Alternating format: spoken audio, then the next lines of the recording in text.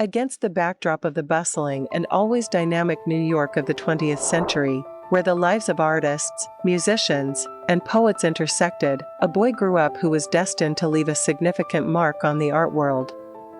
Frank Herbert Mason was born on February 20th, 1921, in Cleveland, Ohio, into a family that literally breathed creativity. His father was a Shakespearean actor capable of stirring up a storm of emotion in the audience with a single movement of his hand, and his mother was a violinist and pianist who skillfully intertwined the sounds of music into a harmony that could touch the soul.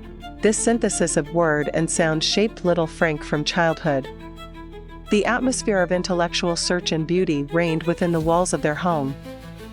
His parents not only composed music and played on stage, but also painted, passing on their love of visual art to their son.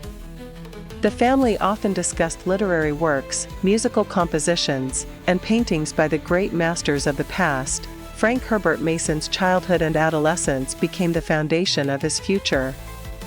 Even then, his life resembled a preparation for a great performance, in which the main actors were talent, perseverance, and a passionate desire to find the truth in art. I would like to thank everyone who watches this video, supports the channel with likes and subscriptions.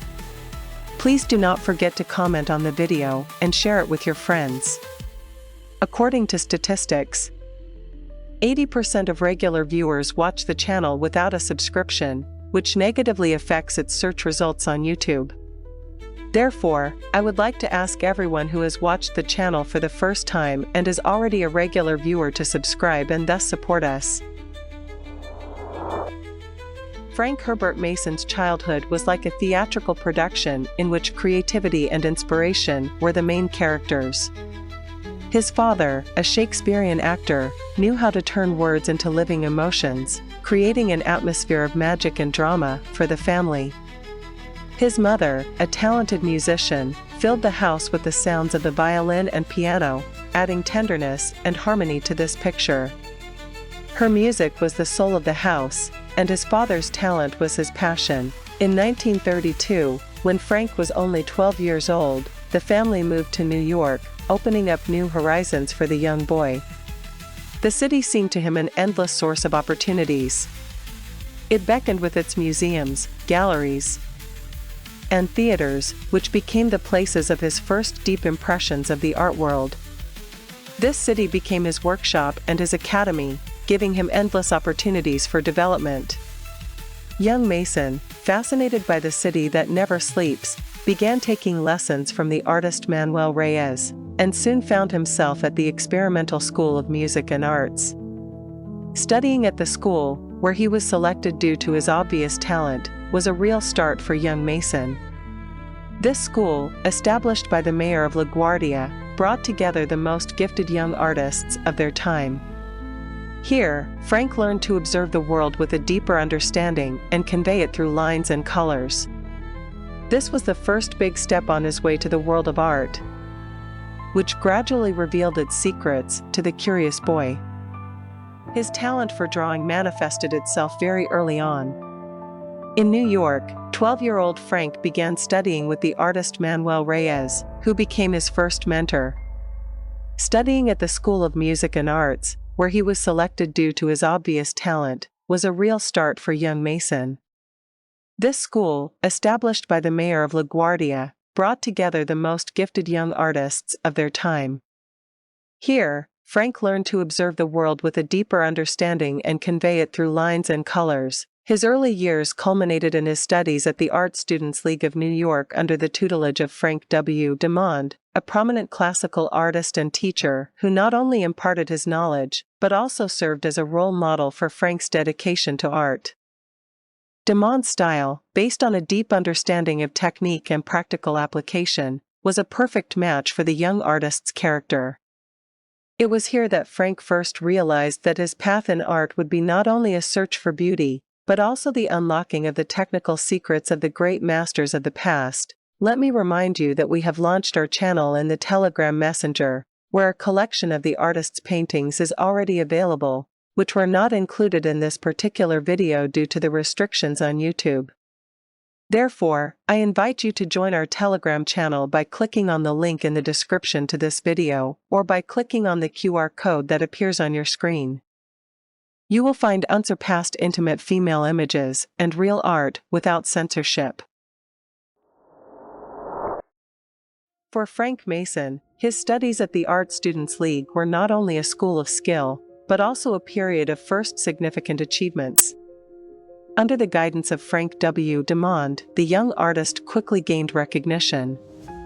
His works received honorable mentions at exhibitions organized at the National Art Club.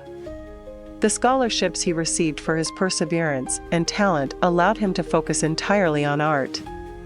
At this time, he began to realize that his goal was to restore the classical traditions in painting that seemed to be lost in the maelstrom of modernism. Serving in the army during World War II became a new challenge and opportunity.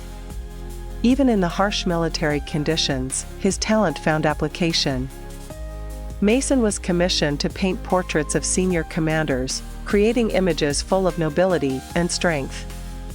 But the most significant contribution of this period was a series of murals created for the War Department. His ability to recreate monumental scenes became noticeable even then. A key event in Frank Mason's life was his acquaintance with Jacques Marojor, a prominent researcher of old masters' techniques and former president of the Louvre Laboratory. Marojor became Mason's guide to the secrets of artistic technologies of the 17th and 18th centuries, including techniques for mixing paints and using mediums. Old masters such as Rembrandt and Rubens had unique techniques that gave their works depth and luminosity.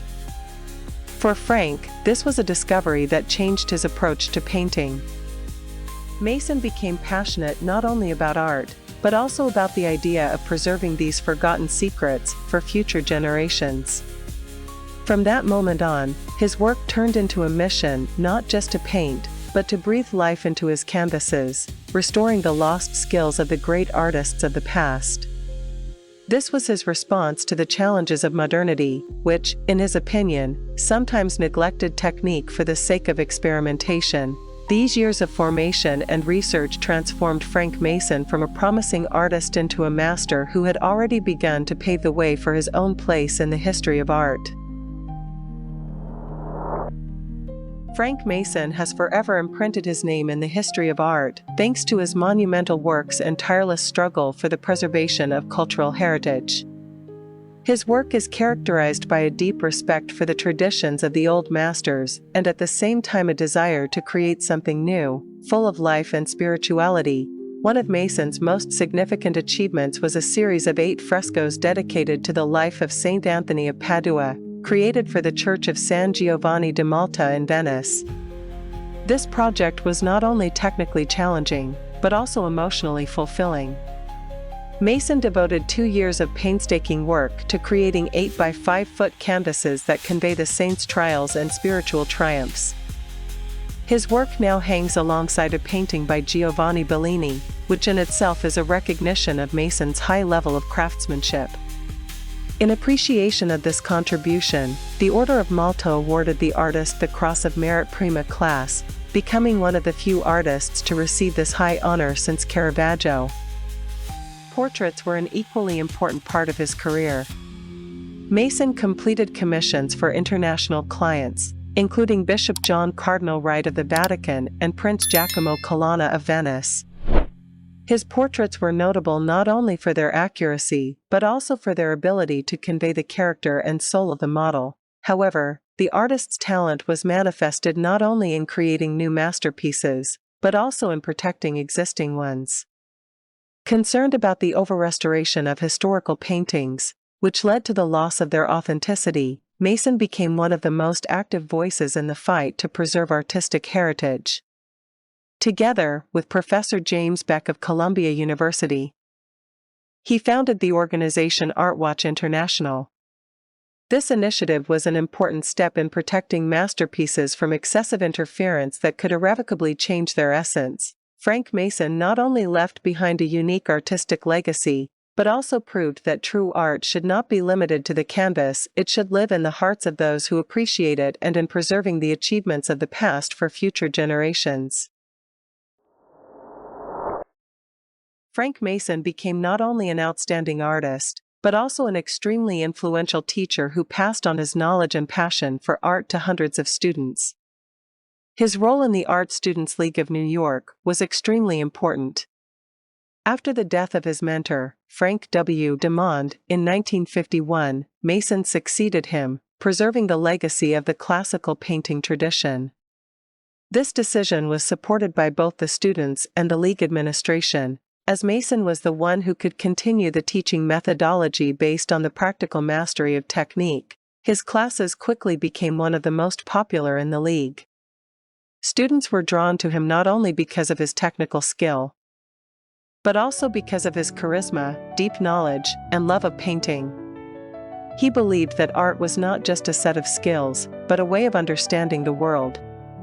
Mason taught his students to understand the nature of light, color, and form as the old masters did. Mason paid special attention to studying the techniques of the great artists of the past. His research in this area was extremely deep. Together with like-minded people like Jacques Marauger, he immersed himself in the study of the chemical compositions of paints and mediums used by Renaissance and Baroque masters. Mason didn't just teach technique, he imparted to his students the history and spirit of art that they could feel when they touched the canvas. His influence extended far beyond the classroom. Many of his students became famous artists, teachers, and even researchers of the techniques of the old masters. Mason left not just an artistic legacy, but a whole generation of artists who continued the tradition of classical art in the modern world. His name will forever remain a symbol of devotion to art and teaching.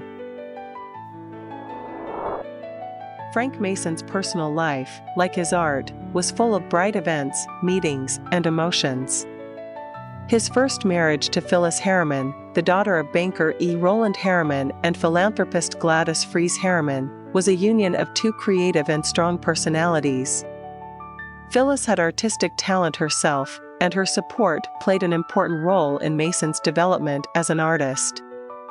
This marriage gave birth to their son, Arden Harriman Mason, who, having inherited a love of art, became an artist and musician, continuing the family tradition. Later, after the end of his first marriage, Mason found a new love in Anna Crosby, a young American woman who not only spoke fluent Italian, but was also a talented pianist.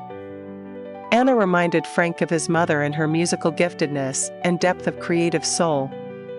They married in 1966, and their union became a new source of inspiration for Mason. Family has always been more than just an environment for him. It was the foundation that nourished his emotions and the space where he found support and inspiration. Interaction with his family, their dedication to art and their creative abilities became an integral part of his life, complementing him as a person and an artist. These family relationships reflected the versatility of Mason's personality, an artist who created large murals and portraits, an activist who protected the heritage of old masters, and a man who always valued the warmth and harmony of his family.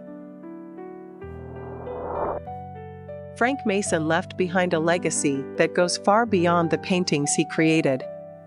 His life and work have become an example of how to not only improve craftsmanship, but also to protect art as an eternal value. His contribution to the world of culture has been honored with a number of prestigious awards and deep recognition.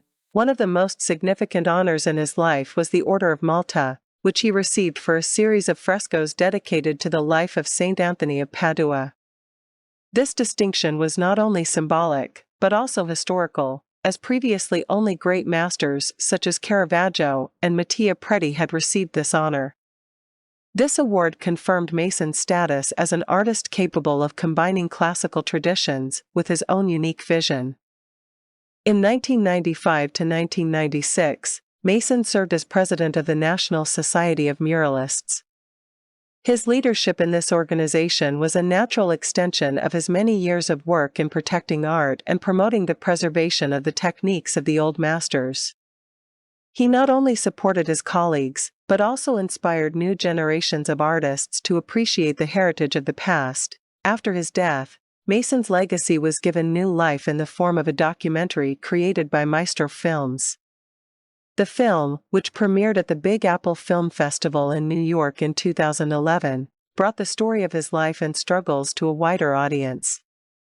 Through this film, the audience was able to see Mason not only as an outstanding artist, but also as an advocate for artistic heritage and a passionate teacher. His name is forever etched in the history of art.